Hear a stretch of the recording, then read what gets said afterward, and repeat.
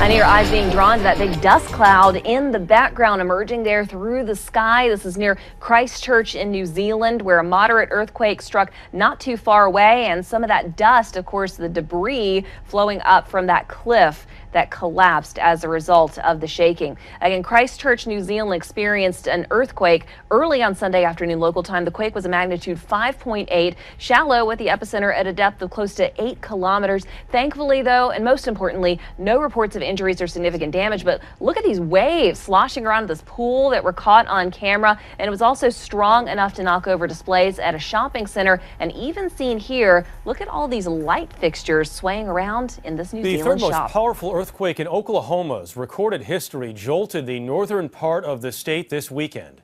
The magnitude 5.1 quake centered near Fairview was felt in 7 states overall. Maria Villarreal has more on Oklahoma's dramatic spike in earthquakes.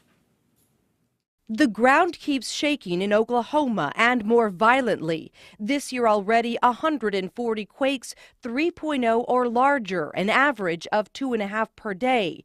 Before 2008, the average was 1.5 per year. The small town of Fairview is quickly gaining a big reputation for large quakes. It was the epicenter of yesterday's 5.1 and just last month a 4.8. It just kind of rattled, and got stronger and got stronger. Geologist Todd Hallahan teaches at Oklahoma State and believes water disposal wells used after hydraulic fracturing is linked to the quake increase. Unfortunately, we have a side effect that we're generating seismicity due to the injection wells. These are pretty startling when you feel them. There's now a lot of people experiencing them on a pretty broad scale. Homeowner Kathy Matthews says the state has mixed up its priorities. There's a greater impact on the economy when you have hundreds of millions of dollars worth of real estate that's being damaged by that activity. So far, Oklahoma has no plans to stop hydraulic fracturing, but state officials do plan to reduce the number of injection wells by several hundred as early as next week. Mireya Villarreal, CBS News, Los Angeles. All right, you see this? That's the strange sight that lit up our San Diego skies this morning and our phones in our newsroom as well. The 10 News military reporter Hannah Mullins reveals why the military is likely ruled out as the cause of that rare light. I love the video. I mean, looking at it, it's very cool. Before the sun was up, Frank Redmond captured this splash of light on his dash cam. This looks consistent with what we call a fireball. Robert Quimby is an astronomy professor at SDSU and the director of the Mount Laguna Observatory. He's never seen anything like it in person and said it was unusually bright. There's a couple instances when it brightens and then fades and then brightens and fades. And then it vanished. Quimby said it was likely a space rock ripping through the sky. It is hurling through the atmosphere at very, very high velocity. It's heating up, and because of that, it's burning and it's glowing. The tail is what was burning off the fireball. He can't rule out that it was military related since it was by MCAS Miramar, but Marines told me they didn't have any aircraft up at the time. Quimby is just thrilled more cameras are capturing spectacles in the sky. It's not something you get to see every day for sure. Hannah Mullins, 10 News. And not for that long of a time either. They usually burn out pretty fast. It was quite a sight. Strange noise in Forest Grove is getting a lot of attention today. It's coming from something off of Gales Creek Road. Yeah, it's not just strange, it's really annoying actually. And the neighbors have no idea if it's a warning or something else. So we sent Brent Weisberg to get answers about what's happening. Neighbors in this Forest Grove neighborhood have no idea what this mystery sound is, but they agree on 3 things. It's loud, obnoxious, and they want it to stop. The tone is very high, so it gets to a point where it really affects your hearing. Paula Lynch can't figure out what the sound is. It's hard to identify what angle it's coming from because it just kind of encompasses the area. She's heard it 5 times. Her neighbor has heard it 3 times, and they both say it's happening during the day and into the evening. Paula posted a recording she made and threw it up on Facebook. It's been shared repeatedly. The fire department thought it possibly could be maybe something happening with the sewer system, some sort of a whistling under there. A spokesperson with the fire department says that their crews haven't been in the area to actually hear the sound themselves, so they're left in the dark. We've had people talk that it could be possibly a warning of a gas line. I checked with Northwest Natural Gas. They say they have no reports of any problems, and they say if it were a gas issue and gas were being released, you'd absolutely be able to smell it. We then went to the Public Works Department. Officials here say they haven't heard about the problem until we told them about it. For now, the mystery continues. We're just hoping that maybe somebody might be able to identify it so we can report it and have it stop happening. Reporting in Forest Grove, I'm Brent Weisberg, KOIN 6 News. A family in Queen Creek coming to grips tonight with their own sudden loss after a farmer fell into a sinkhole. They're getting ready to lay him to rest, and for the first time, they're talking about it. ABC 15's Noelani Graff is live tonight, and Nohe, this was an accident in the truest form of that word. Stephanie, the ground opened up so fast, so wide, he really didn't stand a chance. To give you some perspective, the sinkhole was 15 feet across. Your view of me now about 12 feet from above. It was tragic. His family can't believe it happened, but that is what took his life away. His legacy is his family, and they want him remembered for so much more. It's a simple life. Out on the farm, but a life Guadalupe Gomez Nila loved. He always liked to be here because it was open. He worked this land for over 20 years with no plans to slow down. Hard but honest work, always to provide for his family. The centerpiece of the family. They never worried about his safety, but then how could you know to worry about a freak accident? Even now, some of the family has to see where the earth swallowed him to believe it. It was tragic. It was shocking. It's heartbreaking, and it still is. But his daughter Sonia says tears aren't the way to honor Lupe. He always joked with everybody. He loved to make us laugh. Arm in arm, as a family, that's how he always wanted it. A huge family at that. 8 children, 27 grandchildren, a dozen great-grandchildren. His birthday, he took us all out to eat. And we're trying to stick to that memory, because he was happy to see us all. And a lifetime of memories that they'll all share on the land Lupe gave his life to. Was well known and well loved, and it's hitting everybody hard. You can see easily Lupe left a big family behind, but not much else, and they sure could use some help with the sudden expenses. So if it's in your heart to do that, we have the information on our website, abc15.com. Meantime, Stephanie, detectives in this case say there's really nothing left to investigate. No violations here. The day has been cold and the night getting colder in the Northeast. In many places, conditions aren't just unpleasant, they are dangerous. Here's Marley Hall. Sudden wind gusts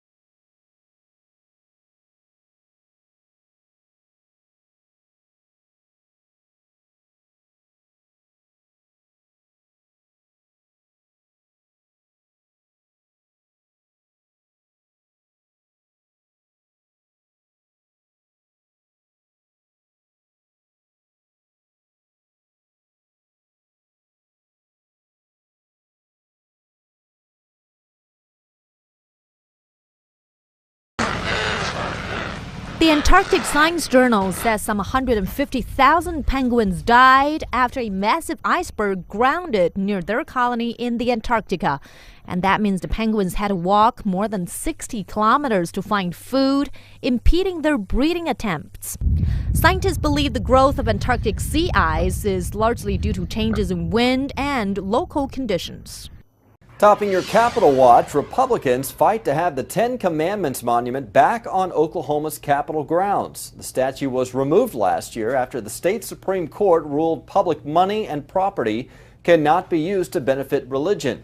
Now, 4 resolutions are trying to overturn that. If successful, the public could vote for the monument to be back on state property. Local civil liberty groups say they'll fight it in federal court if that happens. Dramatic negotiations between the FBI and the last 4 armed protesters holed up at an Oregon wildlife refuge. Those holdouts saying now that they'll surrender peacefully sometime this morning after a 6-week standoff that included a chase and a shooting that left one occupier dead.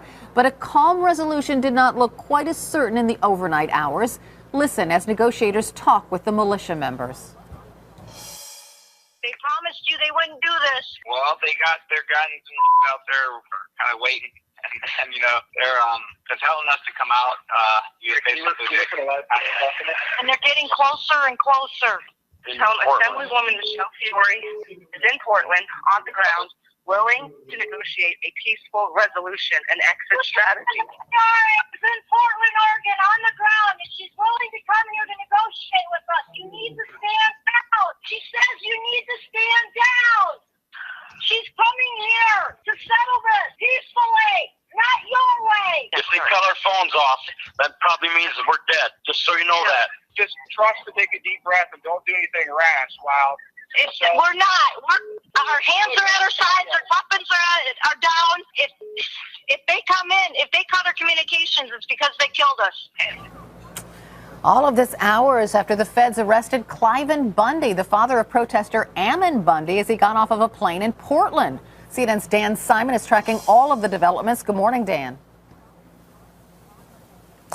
Good morning, Carol. Well, it appears that the last of these remaining holdouts, and we're talking about 4 of them, are apparently going to turn themselves in to federal authorities this morning, perhaps in less than 2 hours from now. They say they will do it at 8 o'clock this morning in Oregon, local time there. This after the FBI apparently had enough of all this. They surrounded all of the entries and exits into that refuge, and they decided enough is enough. And so you had all of this playing out last night on a live stream on YouTube. At one point, you had 66,000 listeners listening to the drama unfold. You had a Nevada legislator named Michelle Fiore, who was part of that conversation. She's been sympathetic to the cause.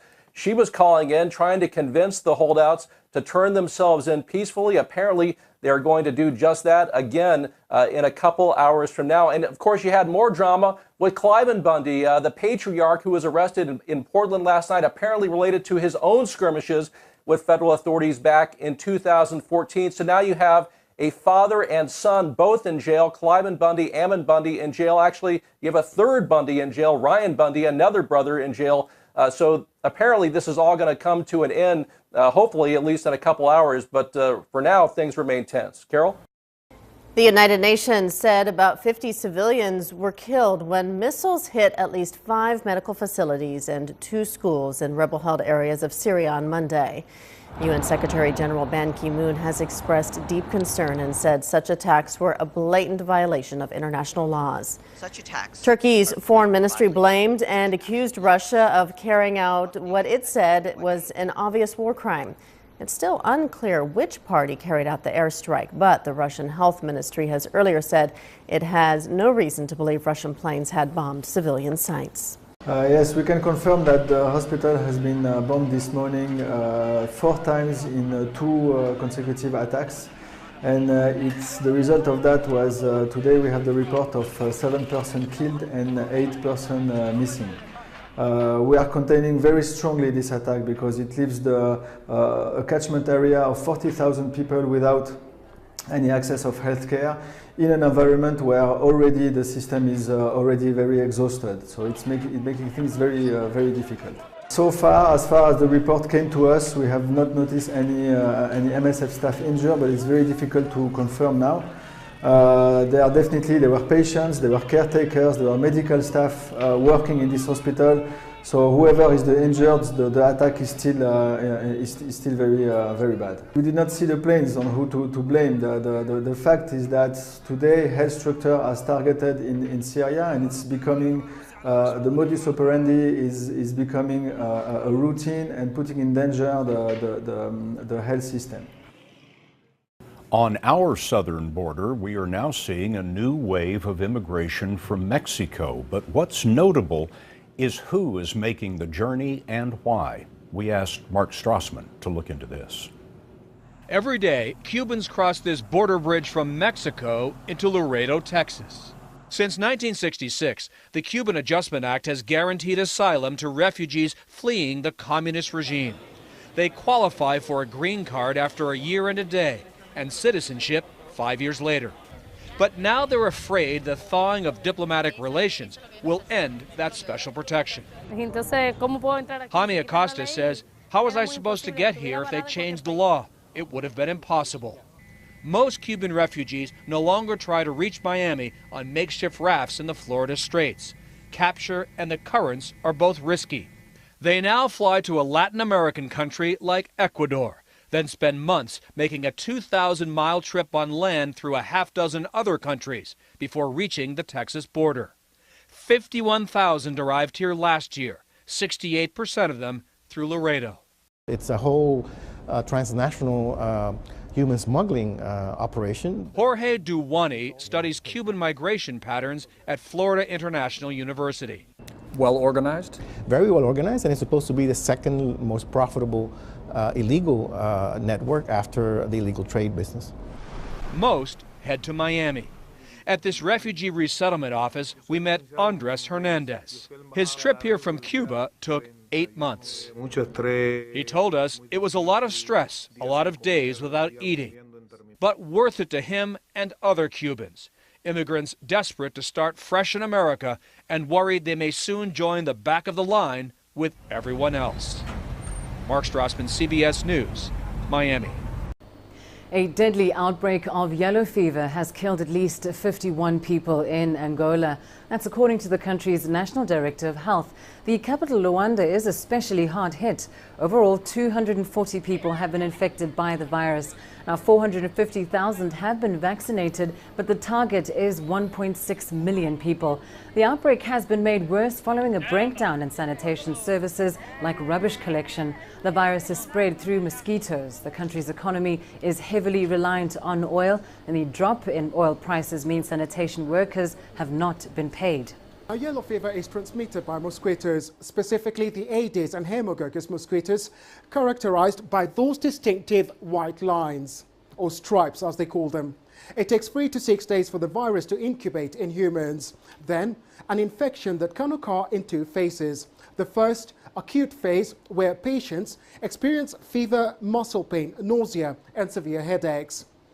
15% of the patients enter a second phase. That includes jaundice, bleeding, and eventually kidney failure. Now, half of those who enter this second phase die within 2 weeks. There's no specific treatment for yellow fever, so vaccination is very, very crucial. There are around 200,000 cases of the fever each year, with about 30,000 people dying of it annually. 90% of that number is found here in Africa. Back to you. It is one of the most critical moments in a flight, the takeoff. It's also one of the most vulnerable times for a laser attack, which is what happened to a New York-bound Virgin Atlantic flight on Sunday. Can I have to declare a plan and go back to Heathrow? We have a medical issue with one of the pilots. A PAN is a pilot call, one level below Mayday, that announces an urgent but not immediately life-threatening incident. PAN 32.5 Bravo, PAN. We have a medical issue with one of the pilots after a laser incident after takeoff, and we're going to return to Heathrow. The plane had left Heathrow at 8:13 p.m. and was struck 5 minutes later. One of the pilots hit in the eye as the flight climbed, with 252 passengers and 15 crew on board. I'm quite a nervous flyer enough as it is.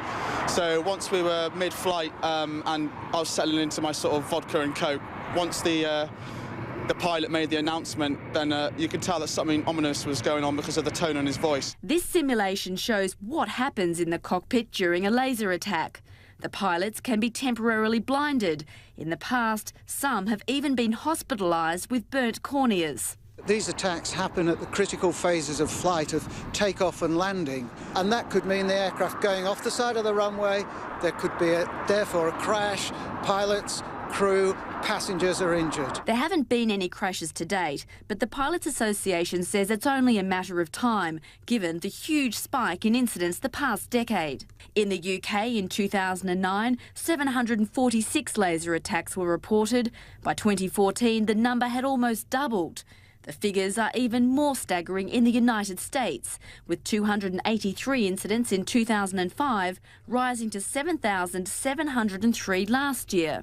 The dramatic spike is blamed on the accessibility of high-powered lasers, which are relatively cheap and readily available online. The British Pilots Union wants them declared offensive weapons. They are just the same as carrying a knife. There is no practical application that a member of the public can use these lasers for, other than creating a spectacle, or in this case, a nuisance with potentially dire consequences.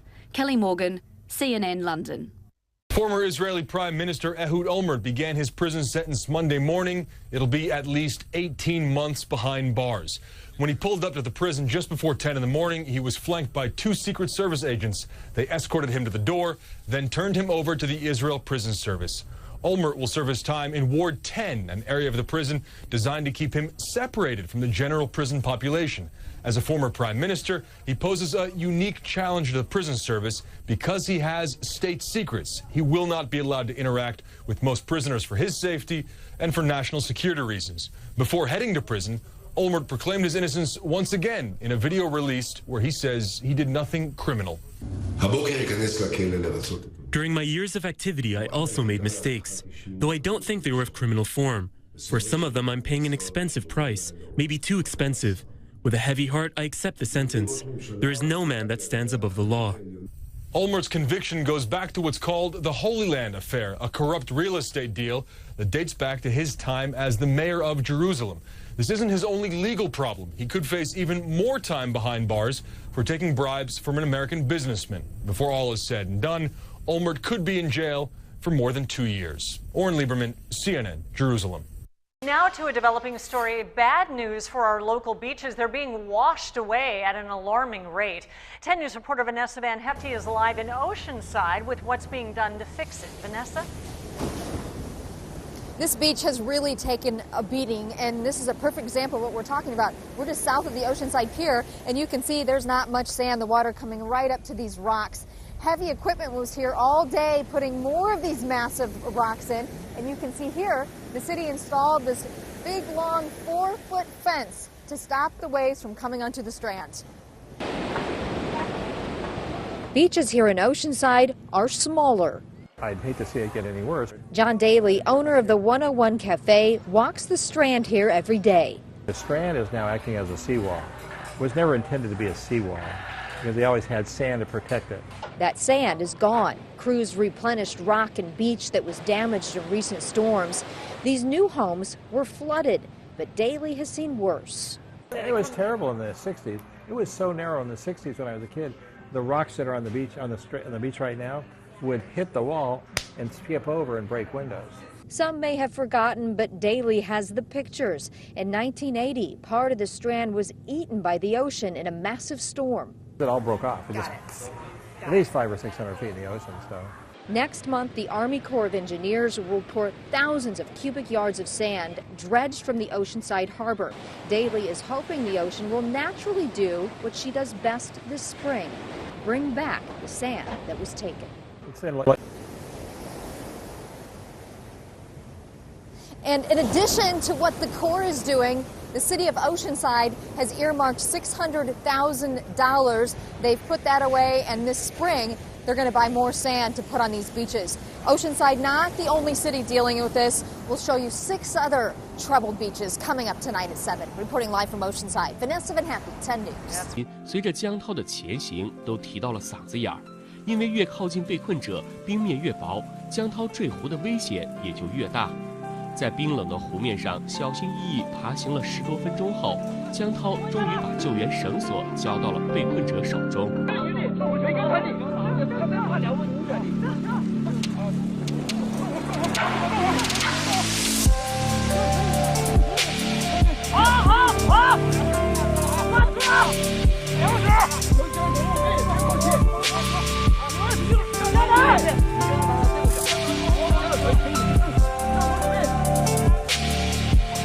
救援工作相当于完成了一大半，就当大家以为能松口气时，营救人员担心的事情最终还是发生了。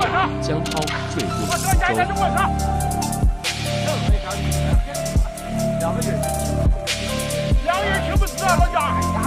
哎呦！一位年近60的老人穿着单薄的衣服坠入冰冷的淬水湖中，谁都无法设想后果是什么。岸边的救援人员立即拽紧了手中的救援绳索。 抓手！抓住绳子！抓住了！哎，别拉！抓住了！抓手！慢慢的！哎，小心！抓住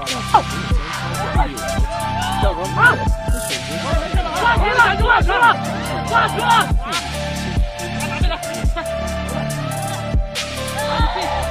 你出来地，看看。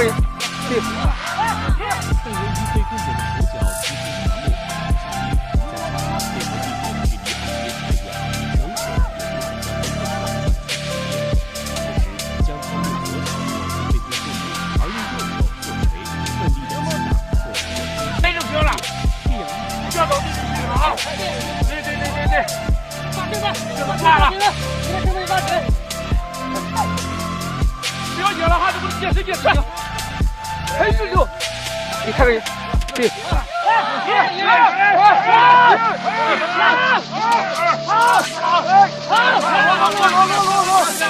这些啥就把它吐出来，对，对，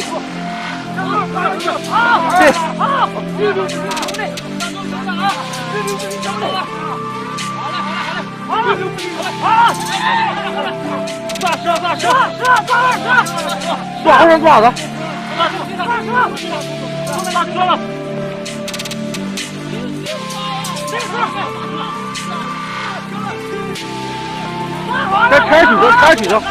开水关去，拉不上来，拉就把自己拉下去了，你知道。